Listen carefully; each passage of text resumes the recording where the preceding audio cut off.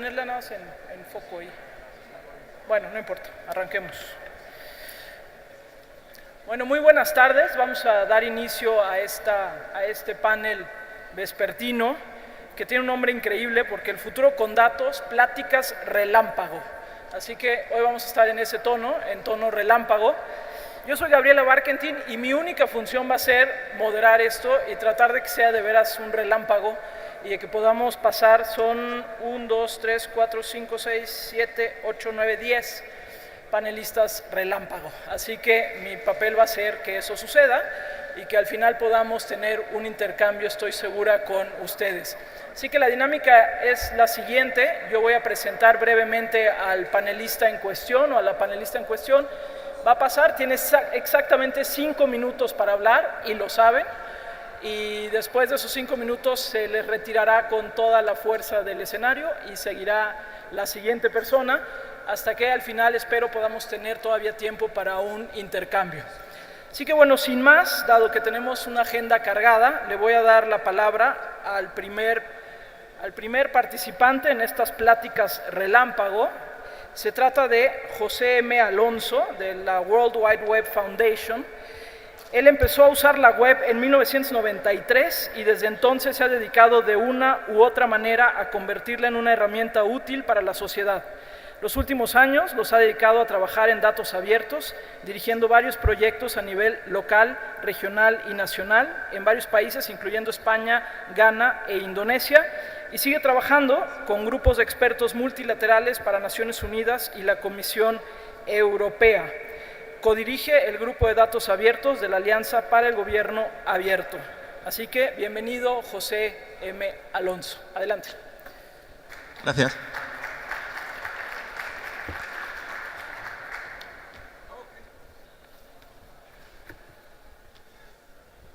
Bueno, espero que no me contéis los 5 minutos hasta que no salgan las diapos arriba. Sí, no. El tiempo corre hasta que salga la presentación. ¿Todavía no está? ¿Está o no está? Si no, voy sin, ¿eh? No, no se ve. Presentación. Todavía no corren los minutos, no se preocupen. Además hizo silencio, que eso está muy bien, porque había un poco de ruido por allá, así que en esas logramos. ¿La presentación? ¿Ya? Ahora sí, adelante. Venga, vamos a empezar aquí. Vamos a ver si nos despertamos un poquito, que es la hora después de comer y nos quedamos todos un poco dormiditos. Vamos a ver, a mí me han dicho que tenía 2 opciones, o bien ser más inspirativo, daros ideas sobre empujaros para adelante, ¿no? Otra es que ser más controvertido. Vamos a ver cuál escojo y luego a lo mejor os pregunto. Mirad, hay un resumen que voy a hacer solo muy rapidito. Hay un trabajo de Edelman que se llama el barómetro de confianza, que todos los años se actualizan y preguntan así en general en un montón de países a la ciudadanía qué es lo que opinan de su gobierno, ¿no? Si lo hacen bien, si lo hacen mal, si confían en ellos, si se creen las promesas o no, si queda todo un poco en el aire y no producen nada. En el año 2012 fue el mayor descenso en confianza en el gobierno en la historia de este barómetro. Nunca se había visto algo tan malo. Nadie se creía nada, la desconfianza en la ciudadanía cada vez era mayor, ¿vale? En el año 2013 la cosa pues no pintaba tampoco muy bien. Había una crisis en el liderazgo percibida por los ciudadanos. Había cada vez menos confianza en la ética y la moralidad de los que nos gobiernan en la mayoría de los países. Y ya veis que en algunos casos eso, cada barra, el tope es un 100 y casi no llegan ni a un 15% de la confianza de los ciudadanos. Y en el año 2014 la caída fue todavía mayor de lo que había sido anteriormente. Hubo algunos sitios que casi se podía esperar, como Hong Kong, pero otros que igual se esperaba un poco menos, como Estados Unidos, la cosa siguió cayendo y cayendo. A lo mejor tuvo algo que ver con aquellas revelaciones que conocéis, quién sabe, siguió cayendo y cayendo. Mi pregunta hoy, y no voy a usar nada más de estas, es: ¿creéis que los datos abiertos van a revertir esta situación? ¿Van a hacer que la cosa cambie? Yo os diré que no va a ocurrir, ¿vale? No vamos a ver un impacto de los datos abiertos para que esto se revierta. ¿Por qué? Porque nos queda muchísimo camino por andar. Porque los datos, seamos sinceros, solo cuentan una pequeña parte de la historia y desde luego no conocemos todavía, por muchos datos que nos den, cómo se realizan muchas de las decisiones que se realizan en la parte gubernamental. Nos falta muchísimo por aprender. Tenemos algunos ejemplos anecdóticos de cosas que funcionan aquí, que funcionan allá, se descubre un escándalo aquí, se descubre un mal gasto en algún contrato público allá, pero tampoco vamos mucho más allá. Si realmente creemos que los datos abiertos van a cambiar y van a hacer que la sociedad sea mejor, nos queda muchísimo camino por recorrer. Y sobre todo, los datos abiertos por sí solos no lo van a conseguir. Necesitamos cada vez más ir pensando cuáles son los otros mecanismos que tenemos que añadir, cuáles son las otras cosas que necesitamos para que esto que veis aquí, de una vez por todas, cambie. Yo no sé vosotros, pero yo estoy harto de ver este tipo de cosas. Yo soy español, vivo en España. En mi país cada vez vota menos gente. Cuando tenemos elecciones, ya sean de lo que sea, cada vez el nivel de participación es más bajo. Es cada vez más desesperante ver la desgana, la apatía de la ciudadanía. Estamos ya todos cansados de ver siempre lo mismo, ¿vale? Y tenemos que hacer mucho más que abrir datos. O sea que está muy bien que tengamos estos congresos, está muy bien que todos nos animemos. Yo el primero, yo llevo muchos años trabajando en esto y si os digo la verdad, todavía me falta mucho para ver cómo los datos pueden cambiar el mundo para mejor. Espero que así sea. No soy tampoco tan sumamente pesimista, pero hay que ser, y os lo pido, críticos con lo que está sucediendo y muy críticos con las cosas que estamos viendo para que en el futuro realmente podamos conseguir el cambio. Gracias. Muchas gracias.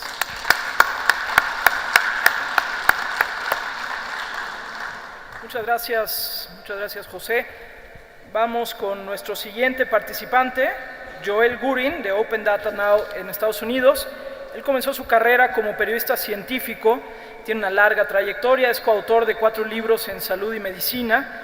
Escribió un libro sobre datos abiertos para McGraw-Hill. Recientemente comenzó el sitio opendatanow.com, en el que se publican noticias e información de este nuevo campo, y actualmente se encuentra desarrollando el proyecto OD100 en México y OD América Latina. Así que le damos la bienvenida a Joel Gurin, por favor.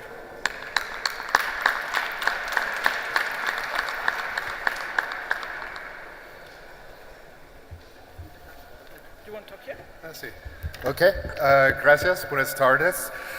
Please forgive me for speaking English, but it will be much better than if I attempted to speak Spanish, trust me. With respect to Jose Ma's pessimistic view, I'm going to give you one that by contrast might be wildly optimistic, but I think is still grounded in evidence. I'm going to be talking about mapping open data for business, and also by extension looking at the ways that open data can be used by NGOs, by nonprofits, and by others who can apply it. I think when we talk about open data, we're talking about at least 2 different things. One is the power of open data to affect change through transparency, through better governance, and so on, which, as Jose Ma said, is a very hard road. But the other is the release of open data by governments around the world in ways that can be directly applied, and that I think really do have the potential to make life better for citizens around the world relatively quickly. I'm clicking, but nothing is happening. I hate technology. What do I click? There it is. There it is. Okay. So what is the open data opportunity? It really has 3 major components that we're seeing now. One is the growing international awareness of open data. One is the development of open data programs, and one is the wide variety of ways in which open data can be applied. What we're beginning to see is open data's application in all different kinds of sectors of the economy, through business, through NGOs, through others who are learning how to apply it.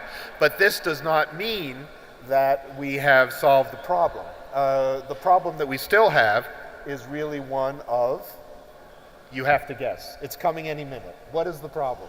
The problem is, how do we leverage all of this interest, all of this activity, all of this release of open data into a way that really maximizes the value of open data? Because we know that there are many problems. Governments can release data sets that may be out of date, that may be difficult to use, that may not really be understood by the people who could put them to use. So I think there are really 2 opportunities here. One is to map and better understand the uses and users of open data, and the other is to connect users with providers. And I'm going to take just a minute to tell you how we approach this in the US and how we believe it can be applied in other countries.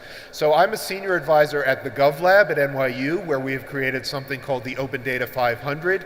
You can see it at opendata500.com. We've done extensive research to map the ways that different kinds of companies in different categories, sectors of the economy use data from different government agencies, which is exactly what you can see here. So the first thing this does is it demonstrates the value of open data from different kinds of government in practical application.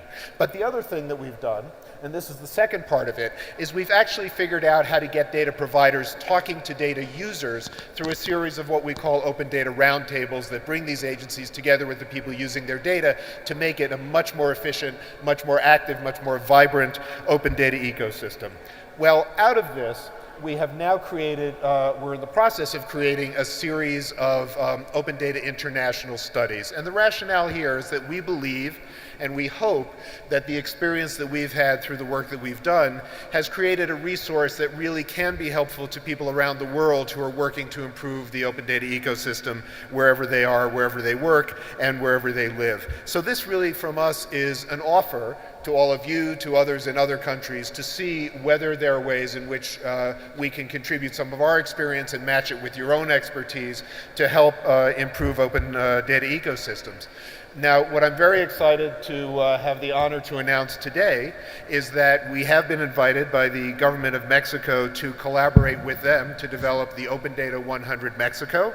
It is launching today in a beta form with 20 companies from all over the economy that are using open data in different ways, and also a number of nonprofits as well.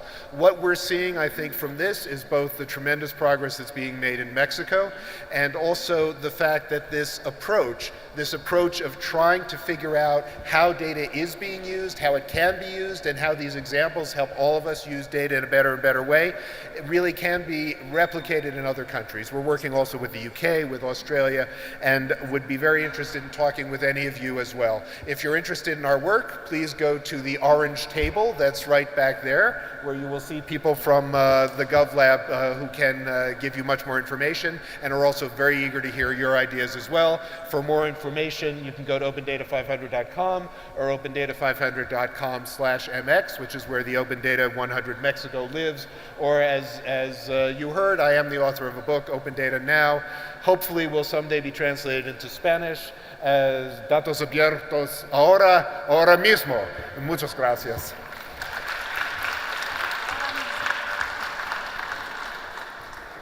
Muy bien, muy atentos con el tiempo. Vamos a la que sigue. Voy a invitar a que suba a J.R. Regan. Es jefe del servicio al cliente de Deloitte para Dirección Nacional de Programas de Protectorado del Departamento de Seguridad Nacional, asesor también de la Greenhouse en Estados Unidos. Ha liderado iniciativas de innovación dentro de la empresa, dentro de Deloitte, incluyendo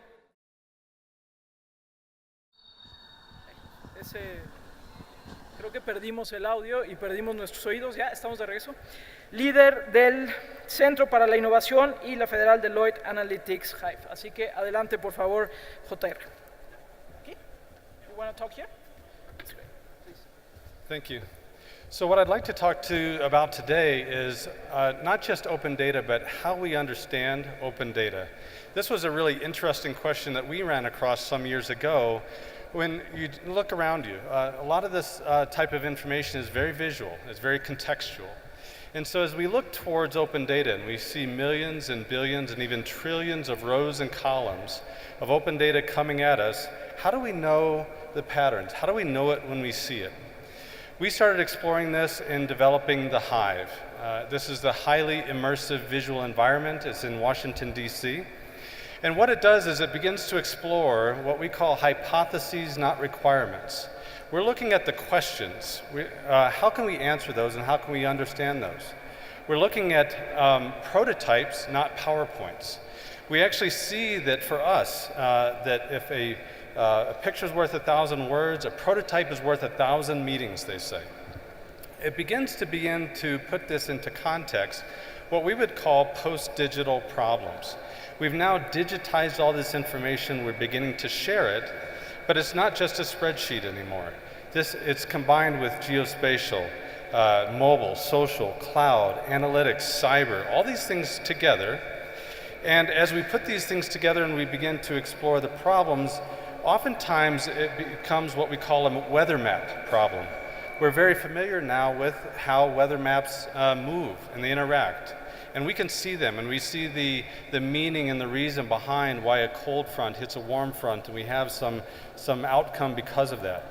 We now start to see weather maps in lots of industries, government and commercial and agriculture, that we can begin to see the patterns within them. We see them move and we see cause and effect.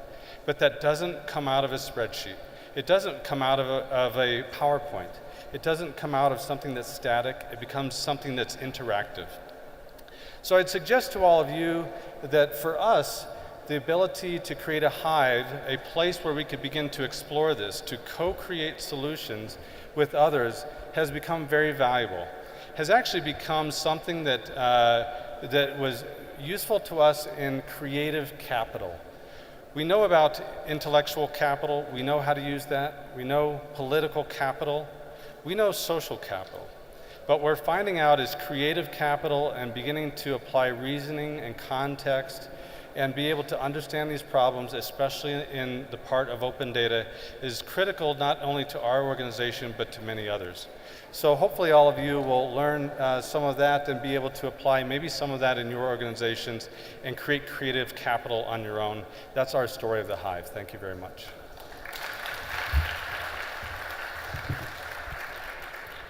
Thank you very much. Vamos ahora con Ania Calderón. Ella es directora general de Innovación Digital de la Coordinación de Estrategia Digital en la Oficina de la Presidencia de la República. Tiene una maestría en Administración Pública por la Universidad de Columbia con una especialización en Política Urbana en materia de Tecnologías de Información y Comunicación. Adelante, Ania.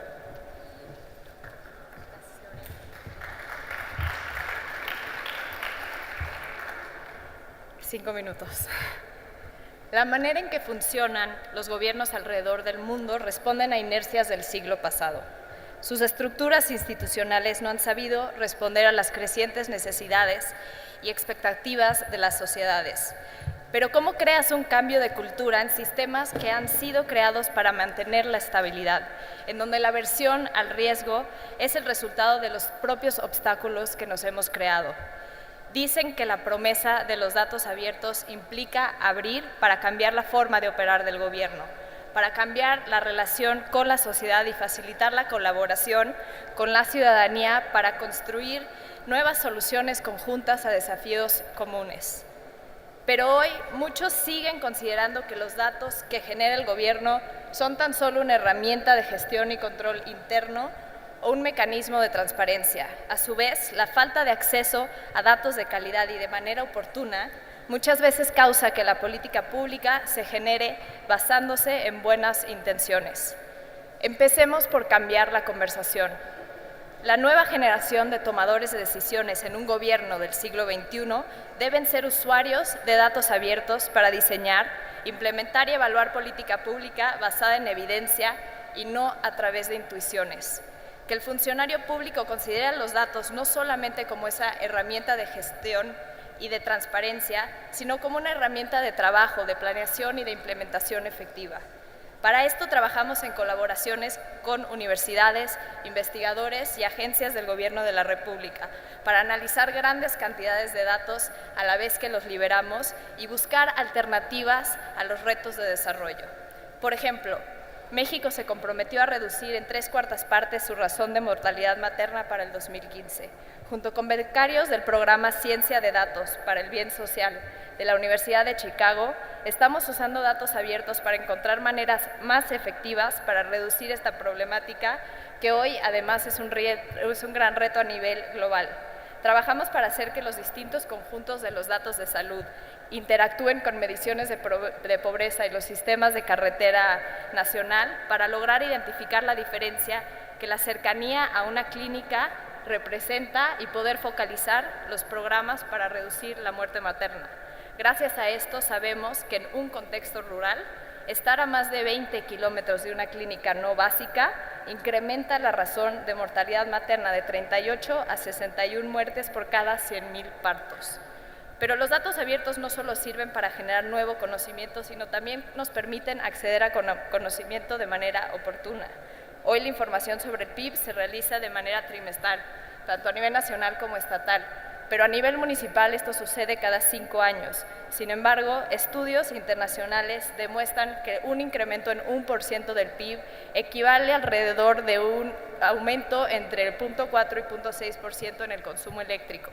Debido a que los datos de la Comisión Federal de Electricidad se pueden obtener en intervalos mucho menores, estamos trabajando con la Escuela de Economía de Harvard y CFE para desarrollar modelos de estimación temprana de actividad económica y estatal que nos puedan permitir tomar mejores decisiones. Por último, hace un año, el huracán Manuel tocó tierras mexicanas muy cerca de Manzanillo, Colima, mientras que al mismo tiempo otro huracán, Ingrid, entraba por las costas del Golfo.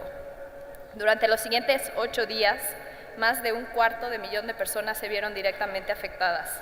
Lo que siguió fue un esfuerzo monumental de los 3 órdenes del gobierno para brindar asistencia en las diferentes etapas, desde emergencia, restauración hasta la reconstrucción, donde se utilizó casi 15,000 millones de pesos de los más de 40,000 millones que se utilizan de este fondo cada año. Para tener la certeza de que el dinero público se usa de manera adecuada y poder llevar los recursos a las personas que han sido más afectadas, el presidente Peña Nieto dio la instrucción de transparentar los recursos públicos que se utilizan mediante este fondo de desastres naturales. Para lograr esto, hoy estamos lanzando una nueva herramienta en datos.gov.mx, que podrán ver en unos momentos, que ayudará a transparentar este fondo a nivel de cada obra que se gestione. La herramienta permite seguir los recursos, que si le pueden poner, le estamos viendo actualmente, permite seguir los recursos para entender en qué y cómo se gasta cada peso, desde el número de despensas otorgadas hasta los proyectos de reconstrucción de puentes y carreteras, ayudando no solo a incrementar la confianza de la ciudadanía, pero construir instituciones más responsables. Con estos proyectos buscamos democratizar el acceso a los datos abiertos, algo que por naturaleza es un bien común, pero al mismo tiempo hacer esto para fomentar su uso y alcanzar objetivos de desarrollo que impacten a toda la región. Gracias.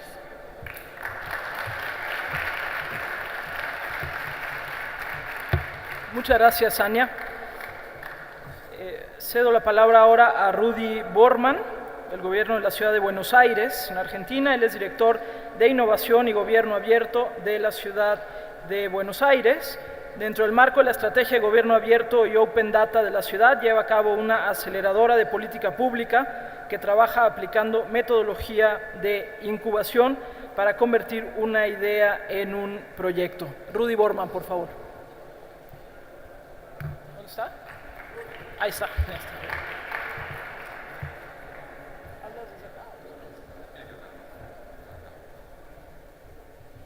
Bueno, ¿qué tal? Voy a compartir con ustedes 5 ideas, una que la compartimos el otro día en el lanzamiento de Abre Latam, y creo que todos los que estamos acá estuvimos viendo estas imágenes que están ocurriendo en este momento, y creo que estas imágenes demuestran que hay un sistema que está quebrado, que se está rompiendo y que está exigiendo una nueva manera de encararlo. Y para los que a veces dicen que el tema de gobierno abierto decae, yo creo que está más vivo que nunca y más necesario que nunca. Y lo tenemos en este momento en vivo ocurriendo. Creo también que el movimiento de gobierno abierto y datos abiertos es una gran oportunidad para América Latina. Esta es una imagen de Paula Duró, que es una artista argentina, y que me gustó porque un poco tiene este componente tan latinoamericano, y en donde creo que como latinoamericanos tenemos desafíos extremadamente comunes, y que esta es una gran oportunidad para poder empezar a realmente colaborar para los desafíos que tenemos en nuestra región, con un condimento que sea 100% latinoamericano. Porque cuando nos juntamos para hablar con gente de Uruguay, con gente de Chile, con gente de México, y nos ponemos a hablar realmente de dónde los datos abiertos pueden funcionar, en qué problemas vemos que los problemas son iguales. Entonces están muy bien las iniciativas americanas, están muy bien las iniciativas europeas, pero comienza a ser necesario empezar a hablar de un verdadero sabor latino en el tema de datos abiertos. Consejo para todos los que estén empezando a trabajar en datos abiertos a nivel gobierno. No existe iniciativa si no se trabaja con comunidad. Este es algo que nosotros trabajamos desde el primer momento en Buenos Aires, que lo entendimos, y que si no tenemos esto en cuenta y simplemente tiramos un catálogo de datos y le volcamos un montón de datos ahí, no va a funcionar. Tenemos en América Latina un capital enorme profesional en las ciudades, en los países, en los pueblos, en los gobiernos locales, que están demostrando ir mucho más rápido que los gobiernos nacionales en esto, creando impacto mucho más profundo. Entonces, atentos a esto que debería ser un mantra para todos los que trabajamos en temas de datos abiertos. Ayer lo veíamos en Abre Latam, en la capacidad de la comunidad, de la sociedad civil, del periodismo, de los avances que están haciendo. Vayan a buscarlos, júntense con ellos. Por último, y algo que decía Joel, y creo que es importante, esta iniciativa, y este es un mapa que hicimos de los emprendedores en la ciudad de Buenos Aires, con el equipo del laboratorio, que un poco la idea era mapear a los emprendedores de la ciudad. Y creo que es realmente importante empezar a hablar del tema de los datos abiertos y las oportunidades para emprendedores de crear negocios sustentables alrededor de los datos. Hay una gran oportunidad para trabajar ahí. Busquen a sus emprendedores. Pero no solamente con datos abiertos, porque hay algo que creo que no se ha mencionado mucho en esta conferencia, que es el tema de la contratación pública de tecnología, de lo mal que está contratando el gobierno tecnología. Lo hacemos de la misma manera. Ahí hay un potencial inmenso para un montón de empresas. Toda una economía que se abre a poder empezar a generar a que estas startups conozcan qué tipo de servicios pueden brindarle al gobierno, y la generación, justo ahora en un momento en donde tenemos a una Latinoamérica explotando con emprendedores y con nacimientos de startups. Acá hay una oportunidad inmensa y no se estuvo hablando en esta conferencia. El tema del contrato, las contrataciones de tecnología en el sector público. Y para terminar, algo que creo que es extremadamente importante, y es el foco en la gente. Volcamos un montón de datos, hacemos un montón de concursos, pero me parece que si no empezamos a entender que los casos tienen que estar totalmente pegados a los problemas reales de la gente, tenemos un problema. Y ayer me pasó, lo voy a contar porque es una pequeña anécdota, hablando en un bar, en una mezcalería de acá de México conocido, le conté a una persona que habíamos venido acá toda esta comunidad a trabajar. Y él me decía, ¿y esto a mí para qué me sirve? Y era un ciudadano que no tenía ni idea, ¿para qué me sirve? Y empezó a criticar un montón de cosas. Me parece que tenemos que tener muchas más de esas conversaciones y salir de las oficinas. Y el caso de datos abiertos va a ser mucho más poderoso si lo acercamos bien a lo que la gente necesita, a los problemas reales de la gente. Que los datos y los desarrollos trabajen en esa línea. Muchas gracias.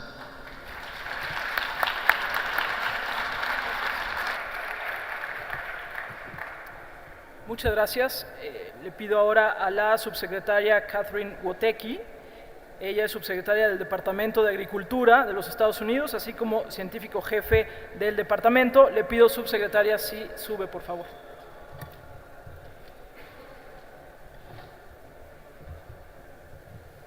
Buenas tardes. Good afternoon, and thank you very much for the invitation to be part of this very important conference. It's a real pleasure for me to join you here today to introduce you to a new partnership, the Global Open Data for Agriculture and Nutrition Partnership, and to invite you all to consider to become partners with us. I'm Kathy Wotecki, as you heard, and in my job as Undersecretary, I have responsibility for the research and the statistical agencies within the U.S. Department of Agriculture. And one of the things that I have learned throughout my career as a scientist and also in this position is the importance of working with scientists in other countries and sharing the results of our research endeavors. Whether those are partnerships with other agencies within the US government, or partnerships with international research organizations, or partnerships with scientists in other government laboratories, we found that we're all facing many of the same challenges: a changing climate, uncertain energy sources, limited land and water available for agricultural production, and all of us are very much cognizant of food security issues within our own countries. And also that whatever the solutions are that are coming from our research endeavors, they have to be safe and they have to be sustainable. So the body of research and science that we've been amassing, that body of knowledge that we know, and the new findings yet to be discovered are really the driving forces behind many new technologies being adopted in agriculture and innovation that farmers are adopting. We live in a time when technology makes the prospect of globalized open data a possibility, and we in agriculture have to take advantage of that and make it a reality. So the Global Open Data for Agriculture and Nutrition Initiative, or GODAN as it's commonly called, is a global initiative focused on supporting global efforts to make agricultural and nutritional data available, accessible, and useful for unrestricted use worldwide. The GODAN initiative is a voluntary association brought together around a shared purpose, and it was launched just a year ago in October of 2013. We welcome all people who share our purpose to join as members and to participate in shaping coordinated activities that can deliver on the potential of open data for improved agriculture and nutrition. GODAN focuses on building high-level policy and public and private sector institutional support for open data, and the initiative encourages collaboration and cooperation among existing agriculture open data activities without duplicating them, and brings together all of stakeholders to solve long-standing global problems. President Obama and the White House offices strongly support this initiative, and it's included in our National Action Plan. We now have over 110 partnerships, and the initiative is growing very quickly. Just in August, during the Summit of African Leaders, we welcomed the governments of Sierra Leone and Ghana as partners, and we also welcome 2 companies as partners, IBM and the Kellogg Company. We're thrilled to have these new partners, and we're also looking in 2015 to welcome new partners. The GODAN partners will be meeting early in 2015 to decide on next steps for the initiative. I encourage you, your country, the organization that you work for, the university that you may attend, to not miss out on this opportunity to be part of an important global initiative. And as you can see here at the bottom of the slide is our website, www.godan.info. You can visit that site, learn more about our statement of purpose, and also how to become a member. So I hope to welcome you and your organizations to this new partnership and work together to improve food security for all of us. Thank you.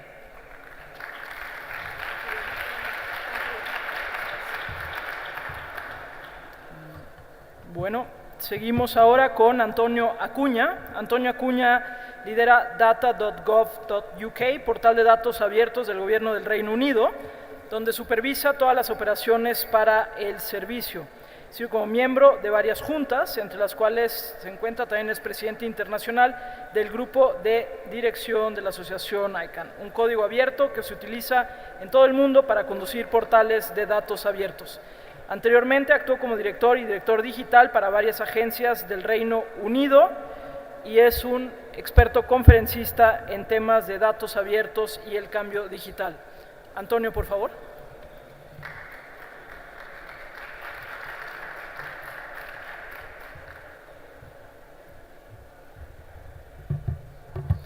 No tengo presentación, sino que lo que decidí fue...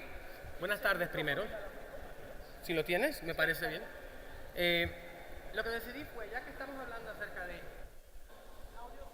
datos abiertos, yo puedo gritar, pero prefiero el micrófono. Hablar de datos abiertos, me interesaría quizás tratar de hacer una visión hacia adelante, de lo que supuestamente debería ser el futuro. El gobierno provee datos, no solo el gobierno, instituciones que trabajan para el gobierno, instituciones de la comunidad, inclusive instituciones privadas, por ejemplo, los que llevan la electricidad, los que llevan el agua, datos que son necesarios para la nación, no se limita al gobierno. Todo ese conjunto de entidades que producen datos que definen la nación, los proveen. El usuario, el contribuyente, el ciudadano, los consume. Ese es el primer paso. Pero hay un problema. Internamente, para nosotros poder proveer esos datos hay que cambiar. Datos abiertos requiere un cambio interno en los proveedores, un cambio interno de cómo trabajamos los datos, de cómo entendemos los datos, de cómo adquirimos los datos en el gobierno. Es decir, que tiene que haber un proceso de cambio absoluto, gobierno como plataforma, una tecnología no avanzada, sino más práctica, más eficaz, más sencilla. Luego tenemos el uso externo, el requerimiento que tienen los individuos, los ciudadanos. Ese uso externo también requiere un cambio de cultura, requiere un cambio de que nosotros estemos acostumbrados a hacer cosas con los datos, requiere un cambio de que aprendamos a utilizar esos datos y a sacar soluciones. Dos cambios a distintos niveles, ambos muy difíciles. Lo que se necesita entonces es un ecosistema de consumo, con un sistema de retroalimentación, es decir, salen datos, esos datos crean soluciones, esas soluciones crean preguntas y crean nuevas soluciones y nuevos datos, se vuelven a consumir y se vuelven a proveer. Ese ciclo casi autónomo entre gobierno, no solo gobierno y todos los proveedores de datos y los usuarios de datos, hacen que dejemos de hablar de datos. Nadie anda por ahí diciendo, ¿sabes que se puede hablar a través de teléfonos sin alambres? Ya pasó, se habla de los servicios que nos dan.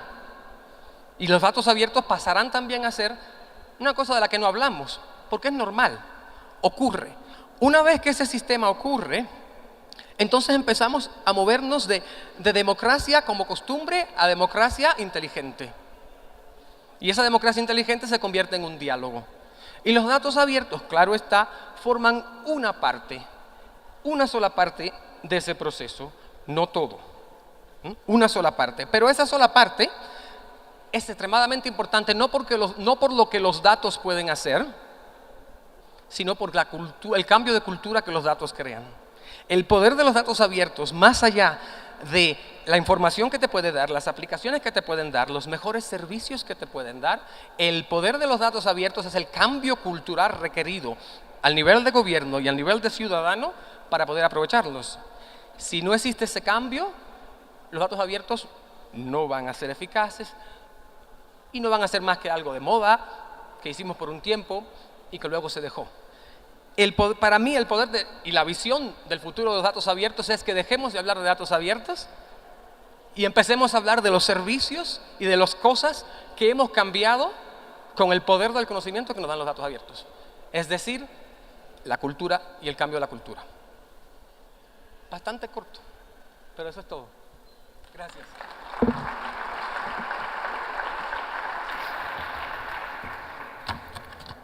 Muchas gracias. Ahora le cedo la palabra a Alexandra Zapata, quien coordina el proyecto mejoratuescuela.org, plataforma web que busca transparentar la información sobre el sector educativo y catalizar la participación de los padres de familia para transformar la educación en México. Tiene también una buena trayectoria en materia de estudios y de investigación en temas de transparencia y participación ciudadana. Así que, Alejandra, pases.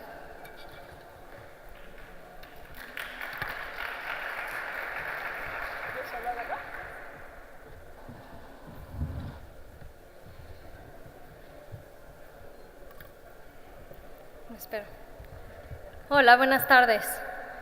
Una solución a fondo de los problemas educativos en México requiere no solo reformas estructurales y perspectivas a 40,000 pies de distancia.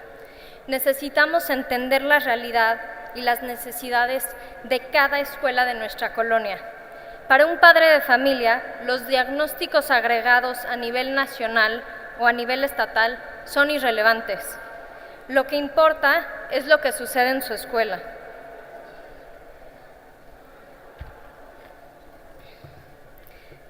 Si el maestro de su hija va a llegar a dar clases ese día, si el aula de cómputo tiene luz, si el director les va a decir a los padres de familia cómo va a gastar los recursos, los pocos recursos que recibe para ese ciclo escolar. Eso es justamente lo que está logrando hacer mejor a tu escuela. Al integrar decenas de bases de datos, hemos podido comenzar a pintar un panorama de problemáticas hiperlocales de cada uno de los más de 350,000 perfiles de escuela que hoy se pueden consultar en nuestra plataforma. Mejora tu escuela busca catalizar la participación ciudadana a través de 4 pasos. El primer paso es Conoce, que permite acceder a información sobre cualquier escuela del país, datos que antes no eran de acceso público y que los directores le negaban a los padres. Por supuesto, la simetría de información entre padres y escuelas siempre ha beneficiado al sistema. Un sistema que se alimenta de falta de transparencia y falta de rendición de cuentas para usar los recursos supuestamente dedicados a la educación para financiar todo menos los centros escolares. El segundo paso, Compara tu escuela, permite hacer el ejercicio de comparación entre escuelas similares y cercanas entre sí. Por primera vez nosotros en México podemos empezar a cuestionar y analizar disparidades entre escuelas en una misma colonia y con mismas o muy similares condiciones socioeconómicas. ¿Qué historias de éxito podemos replicar? ¿Qué elementos se conjugan para lograr el buen desempeño de una escuela? ¿Se están asignando los recursos de manera equitativa en escuelas con características similares? El tercer paso, Califica tu escuela, invita a toda la comunidad educativa a contribuir al diagnóstico del centro escolar, generando así indicadores que suman a un entendimiento integral de las fortalezas y debilidades de cada escuela en México. Finalmente, en la sección de mejora, conectamos todos estos puntos con herramientas y propuestas concretas. En las escuelas en donde hay una alta incidencia de copia en los exámenes, los padres necesitan información para saber cómo se pueden inscribir ellos para participar y ser voluntarios supervisores.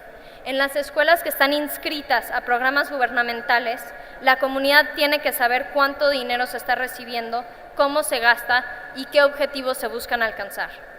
Cuando se piden cuotas obligatorias y legales en una escuela, el padre de familia tiene que poder saber a quién acudir y qué acciones deben tomar él o ella y el consejo de padres de familia de la escuela.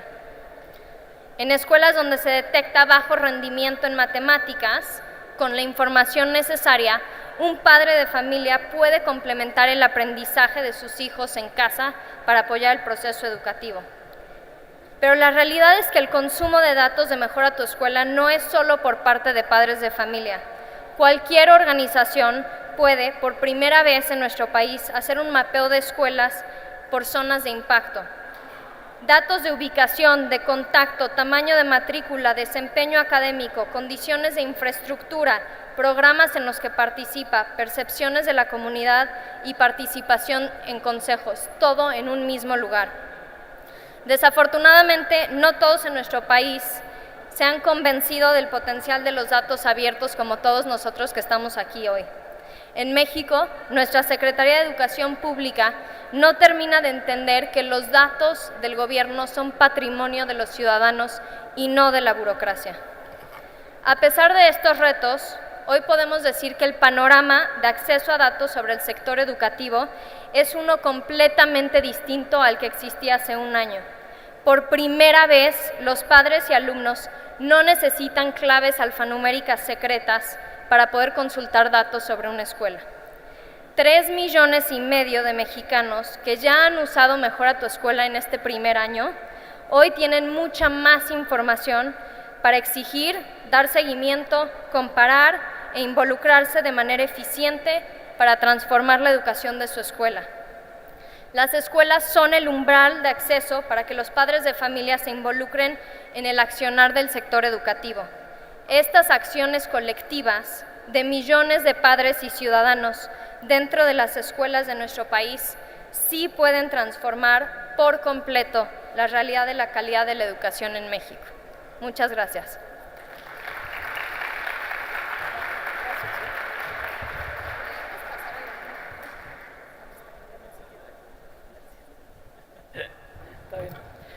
Muy bien. Ahora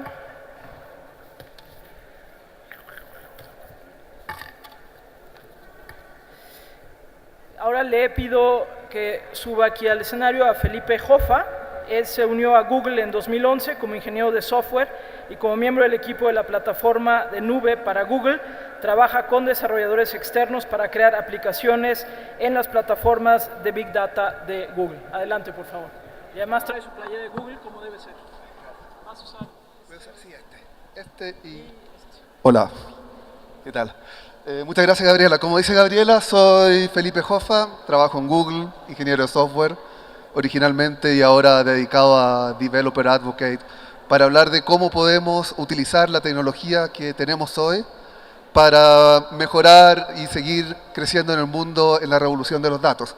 Y de eso quiero hablar hoy día, la revolución de los datos, que hoy día está más grande que nunca. Han cambiado mucho las cosas desde que yo partí. No sé si recuerdan su primer encuentro con los datos grandes. Para mí mi primer encuentro fue la guía de teléfonos. Todos tuvimos una, todos estábamos impresionados con la cantidad de información que tenía. Y si lo pensamos, tiene 20 megabytes de datos. Eso es todo. Y han cambiado mucho las cosas desde que éramos niños. Ahora ya difícilmente podemos encontrar uno de estos. Y quiero ver los 3 grandes pasos que nos traen hasta la revolución que tenemos hoy día. ¿Cuáles son los 3 pasos? Primero que nada, el precio. Hoy día no existen más datos que antes. Hace 20 años generábamos la misma cantidad de datos que generamos hoy. La diferencia, lo que ha cambiado, es el precio de guardarlos. Antes teníamos que eliminarlos. Antes teníamos, hace 5 años tenía que estar borrando mis correos en Hotmail porque me daban 6 megabytes. Hoy día, en cambio, puedo guardar, guardar y guardar. O sea, comparemos lo que era el pasado, cuando podía comprar esta joya en 1980. 10 megabytes de storage por $3.500. Los precios cambian y cambian y bajan y bajan. A mí me ha tocado vivirlo en Google.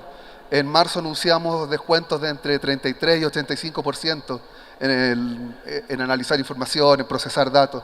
Hoy día mismo anunciamos un descuento de 10% más en Google Compute Engine. El segundo paso, el segundo gran salto ha sido el acceso. Muchos de acá conocen la charla de Tim Berners-Lee el 2009, cuando nos pide Raw Data Now, abramos nuestros datos. Y ustedes son los que han escuchado, los gobiernos, las instituciones que están publicando los datos, que están haciéndolos disponibles para toda la gente. ¿Cuál es el tercer gran paso? Ya que tenemos los datos, tenemos acceso a ellos, la velocidad. Y ahí es donde estamos trabajando hoy día y ahí es donde yo tengo el mensaje hoy. ¿Cómo podemos mejorar esa velocidad de, por ejemplo, cada vez que yo voy a un portal de datos abiertos y quiero bajar los datos, me encuentro con esto? ¿Cuánto tiempo me demoro en descargarlos a mi computador? ¿Cuánto tiempo me demoro en descomprimirlos, en cargarle una herramienta? ¿Tengo alguna alternativa para eso? Y no solamente eso, una vez que tengo los datos, el sistema con el que me comunico con ellos es epistolar. Es básicamente escribir una carta: queridos datos, ¿podrían decirme ustedes cuántos niños nacieron hace 5 años? Y la respuesta te puede llegar en un día, en una hora, pero esa velocidad no es conversación. Nosotros queremos una conversación. Queremos conversar con los datos donde podemos hacer preguntas y obtener respuestas inmediatamente. Y la pregunta entonces es, ¿cómo? Y aquí es donde yo traigo la respuesta desde el mundo de Google, que no sé cuántos de ustedes conocen a BigQuery. BigQuery es la herramienta que nosotros tenemos disponible para que ustedes suban sus datos, los procesen y puedan compartirlos con todo lo demás. Esta herramienta, para los que no la conocen, permite analizar terabytes de datos en segundos. El precio es bastante económico. Uno puede compartir su información, la información se procesa en SQL, el lenguaje básico de los datos. Entonces, por ejemplo, aquí yo estuve trabajando con los datos del gobierno. Bajé todos los niños que han nacido en México entre el 2008 y el 2013. Es una base de datos grande, no la podemos tratar de gigante, pero si ustedes quisieran saber, por ejemplo, la altura de todos los niños en México, de los bebés recién nacidos, ¿cómo podrían saberla? ¿Dónde podrían averiguarla? Con BigQuery yo subí los datos, escribí una consulta SQL Y en 3 segundos después, por ejemplo, supe dónde nacían los niños más altos de México.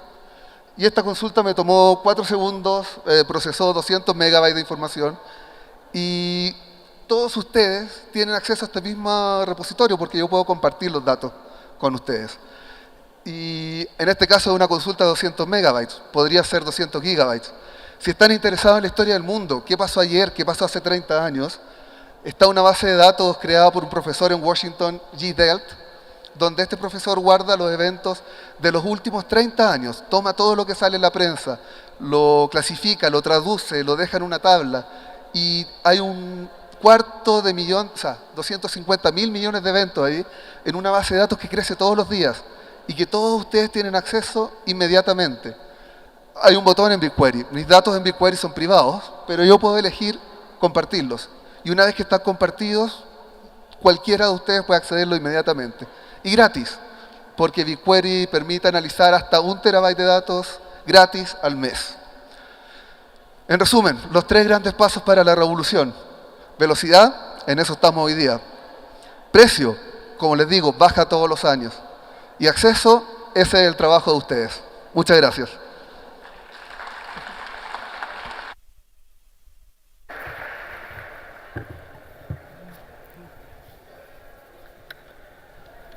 Muy bien, y para cerrar este grupo que hoy nos trajo las pláticas relámpago, le cedo la palabra a Ricardo Rafael. Él es profesor del Centro de Investigación y Docencia Económicas, donde coordina la maestría en Periodismo y Asuntos Públicos, periodista y un escritor de larga trayectoria. Ricardo, adelante, por favor.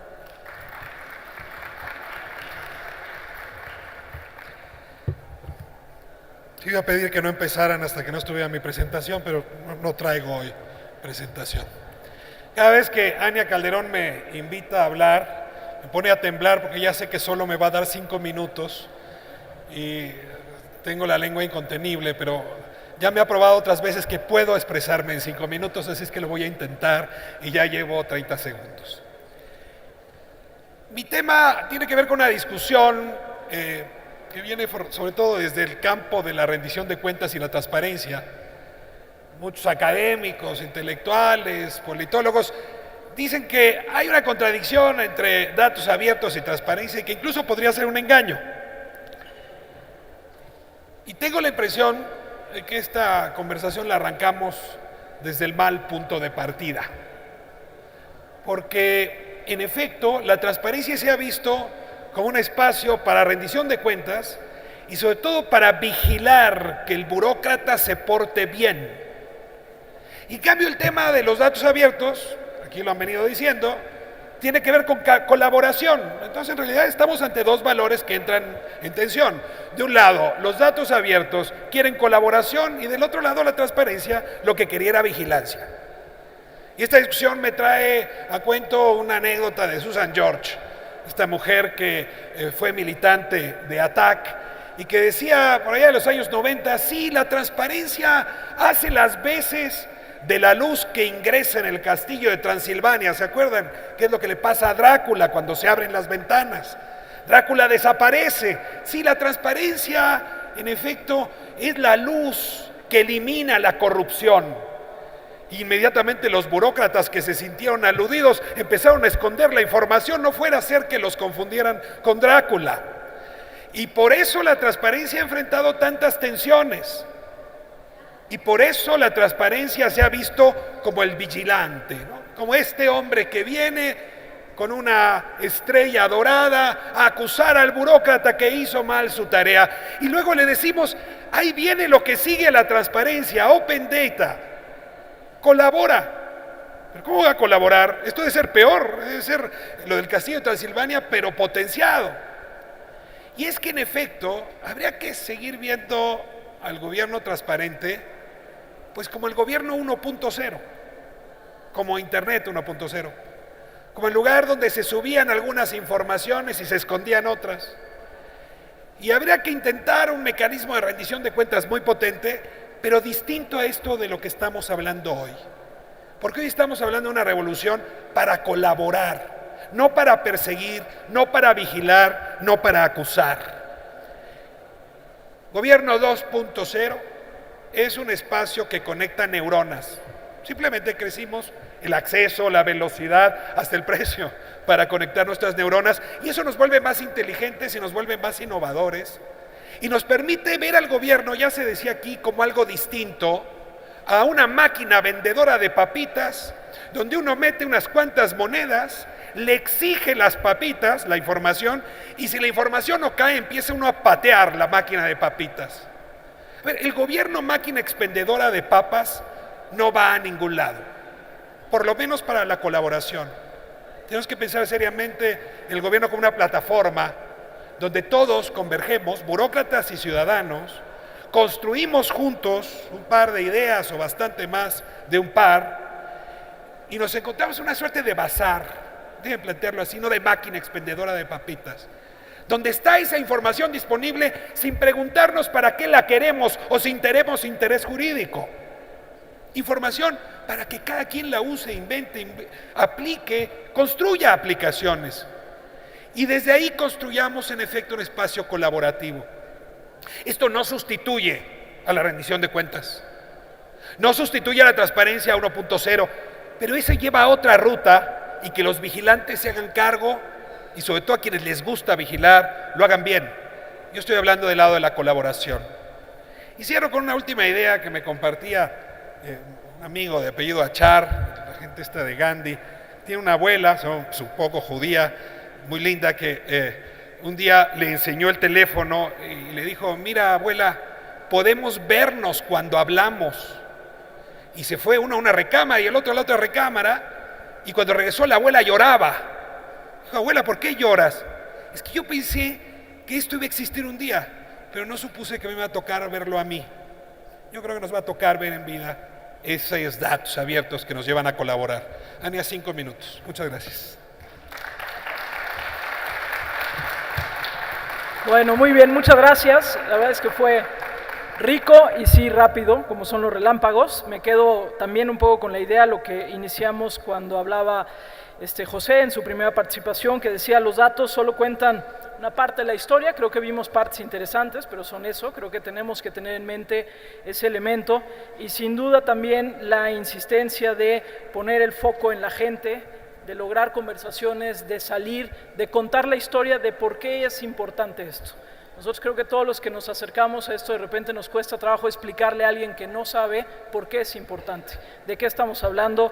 Así que me quedo también con eso que se dijo en esta mesa: conversaciones, salgamos, foco en la gente, para qué nos sirve. Muchas gracias y que sigan con mucho éxito estos días.